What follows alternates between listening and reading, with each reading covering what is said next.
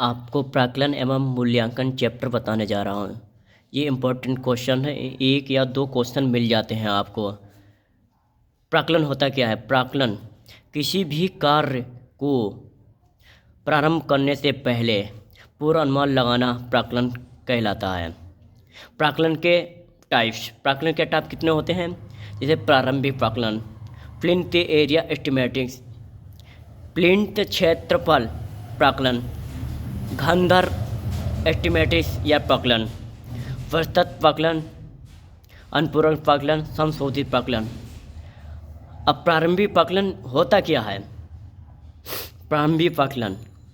प्रारंभिक प्राक्कलन किसी भी कार्य के अनुसार की जो तकनीक है वो फाइनेंशियल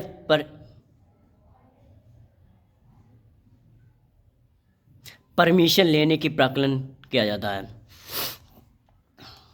प्रारंभिक प्राक्कलन का मान अंतिम प्राक्कलन का मान लगभग समान होता है। मतलब जो प्रारंभिक और अंतिम जो मान होगा वो लगभग समान होगा।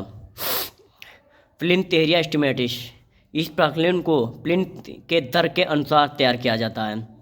प्लिंथ एरिया एस्टिमेटेड को वर्ग मीटर से कहते हैं। मतलब जो प्लिंथ एरिया एस्टिमेटिंग है वो हम वर्ग मीटर मतलब कहते हैं।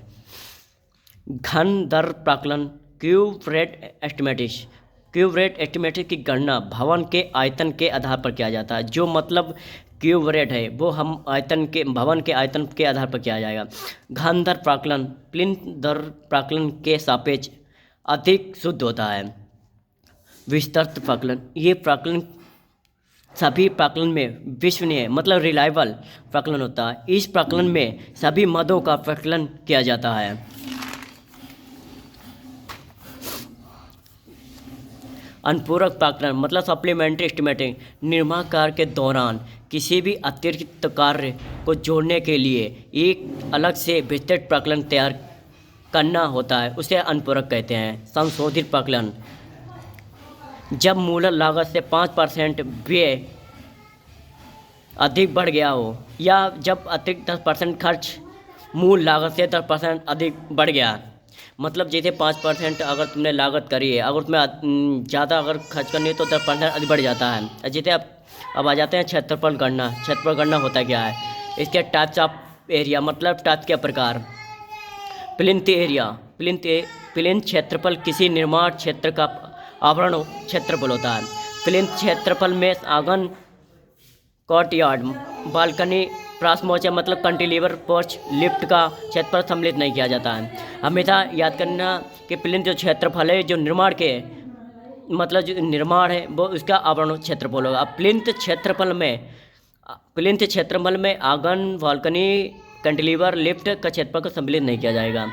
फर्श क्षेत्रफल मतलब प्लिंथ एरिया मानव दीवार एवं मध्यवर्ती सपोर्ट का क्षेत्रफल। फ्लोर एरिया रेशियो सभी तल के फर्श का क्षेत्रफल अपान संपूर्ण प्लाट क्षेत्रफल।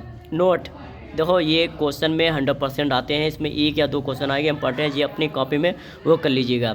जैसे कि फर्श क्षेत्रफल में बालकनी का क्षेत्रफल 50% सम्मिलित किया जाता है। प्लिंथ एरिया फ्लोर एरिया की तुलना में 30 से या 40% अधिक होता है। मतलब जो प्लिंथ एरिया है वो फ्लोर की तुलना कंपेयर में मतलब 30 से 40% अधिक होगा। मगर अब आ जाते हैं इधर। चलन क्षेत्रफल मतलब सर्कुलेशन एरिया।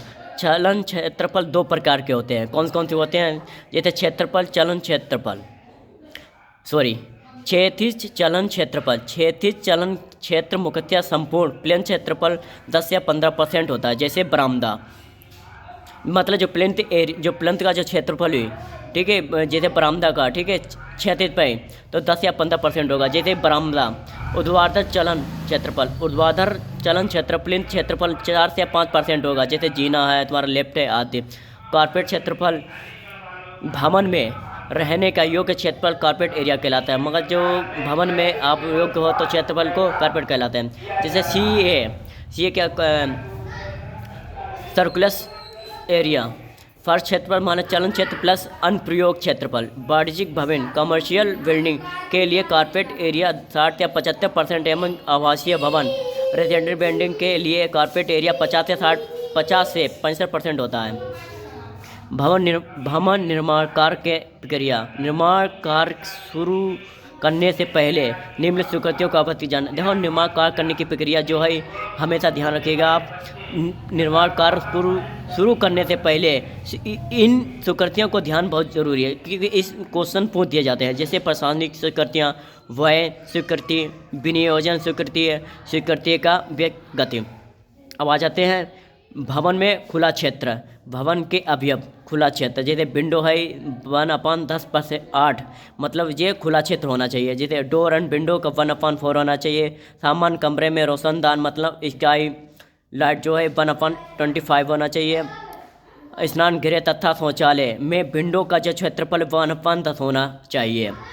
और इसी क्वेश्चन को याद रखना है और कॉपी में लिखना है। 1 या 2 क्वेश्चन पूछ लिए जाते हैं और इसका अगला चैप्टर आगे पढ़ाएंगे।